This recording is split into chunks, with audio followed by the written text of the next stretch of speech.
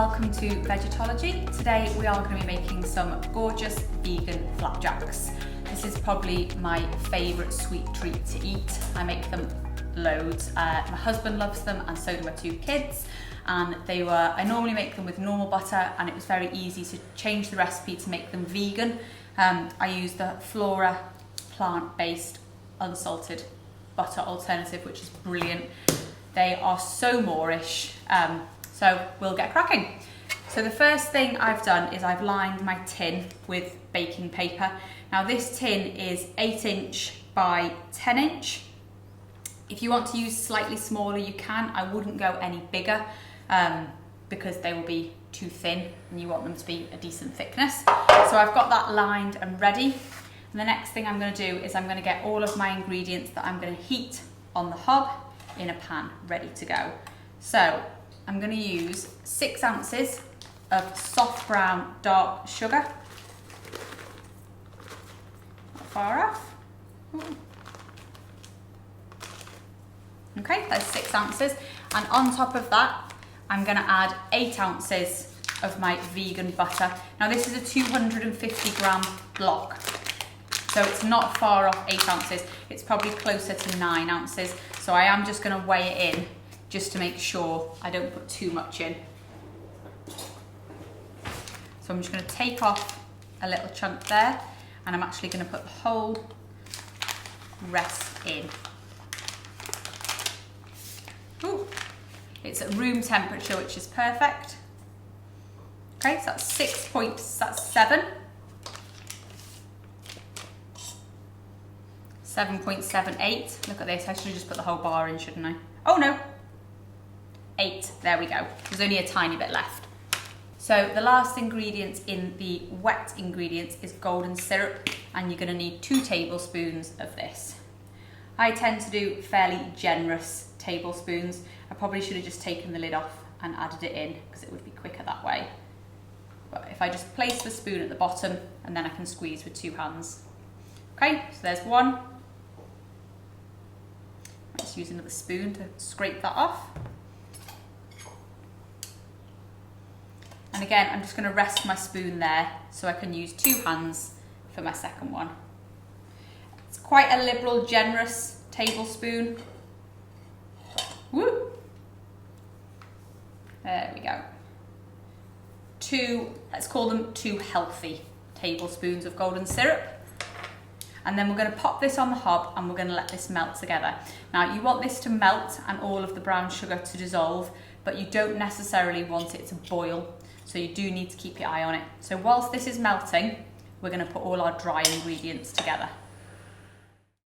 So now that's melting on the hob, we're going to put all of our dry ingredients in a bowl and give it a bit of a mix. The first thing we're going to use is self-raising flour. Now for this, I want 5 ounces. There we go, 5. And then I'm going to add into that 4.5 ounces of oats. I quite often make a double mix of this when I'm making it, and I use 2 of those big trays, and then I can put half in the freezer and have half in the cupboard. I did say we eat a lot of this.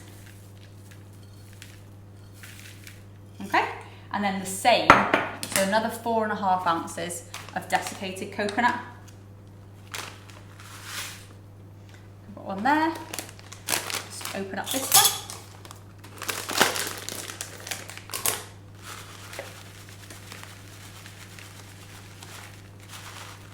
Okay. Now, when you come to putting the dried fruit in, you can be quite generous. So I say, as a rule of thumb, 3 ounces of dried fruit for this batch. So I've got 3 ounces here of sultanas, and then I'm going to also add in maybe 1.5 ounces of shelled pistachios, just because I love them. You can put any nut in, any dried fruit you want, mix and match. So the last dry ingredient that we're going to put in here is our bicarb of soda. Now you only want to put in half a teaspoon of bicarb. You don't want it to rise up and then crash back down again because it's got too much raising agent in it, okay? So once you've got all your dry ingredients there, I'm going to give them a little mix. Use my golden syrup spoon, that's fine. Give them all mixed together and I'll go and see how that wet ingredients is going. Okay, so our golden syrup, our vegan butter, and our dark brown sugar have all melted. You can see here, all nicely melted there, but they've not boiled. Okay, so they're all melted, so I'm going to add all my dry ingredients straight in. You can add your dry ingredients into the pan or your wet into your dry. Either way, it doesn't matter, as long as whatever you're putting them in is big enough to be able to mix it together. Okay, so I'm going to use my spatula to whisk this together. Make sure it's well mixed. Okay, coat all of that dry ingredients with the wet ingredients. Oh, it smells so nice. It looks delicious. I quite like flapjack raw, so quite often I leave a little bit in the pan just to have a nibble on at the end because it's so nice. Okay, so that's all mixed in there now, so you can see that. Looks absolutely gorgeous. So we're gonna place all this into our pan. Literally just tip it in.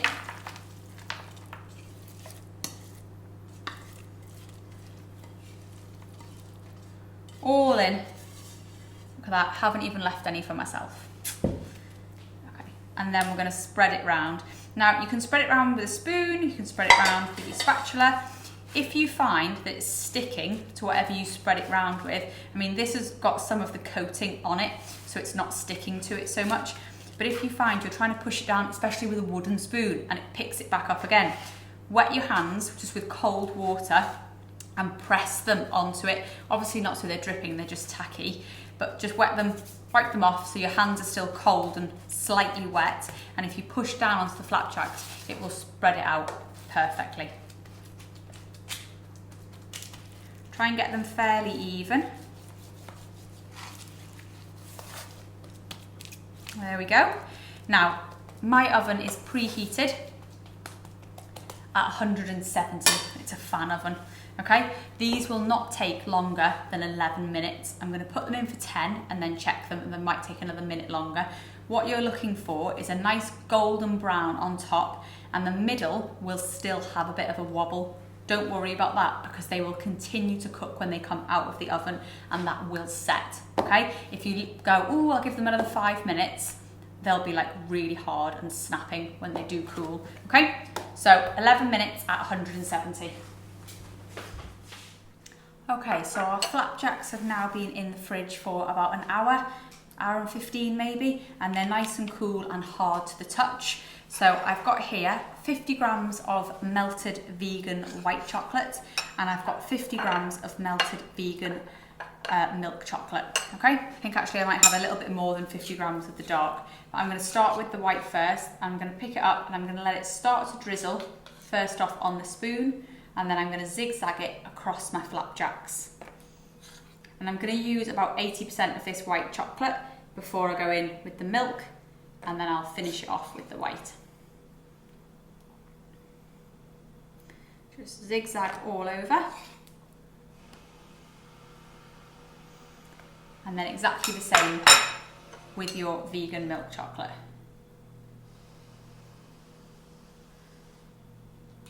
They look lovely.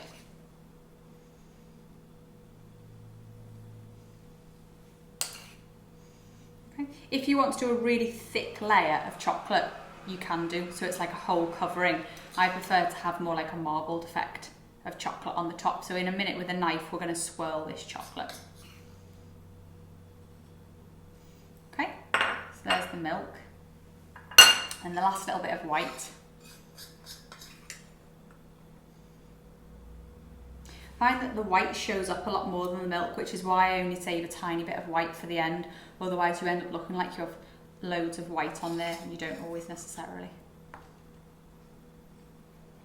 Okay, so once you've got as much as you want on there, there's still a tiny bit of this milk left that, you know, don't want to waste any, that I'll use on these edge lines.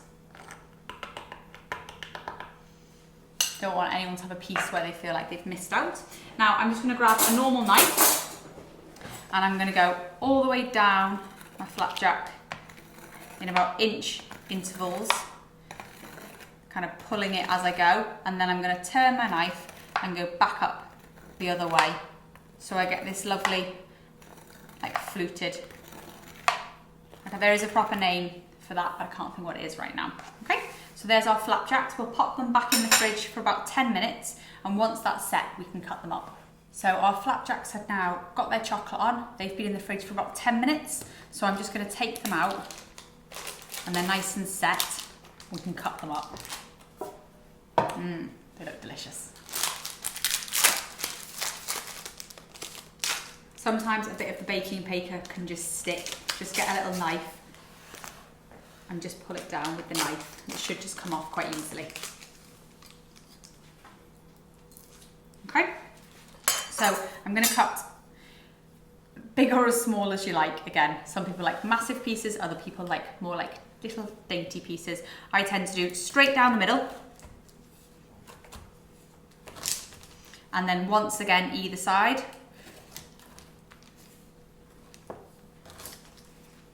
And then it's either 5 or 6 down for me.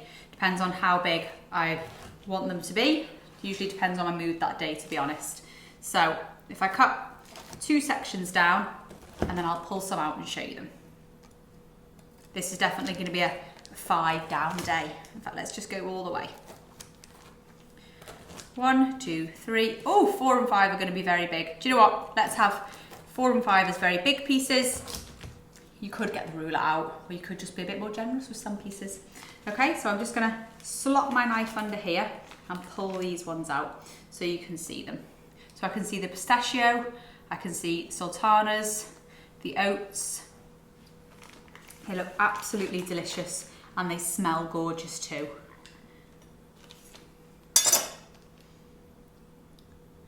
So they are our vegan flapjacks. Please do have a go at them. Let us know what you think. You know, tell us any comments. We'd love to hear them. And yeah, I hope you enjoy.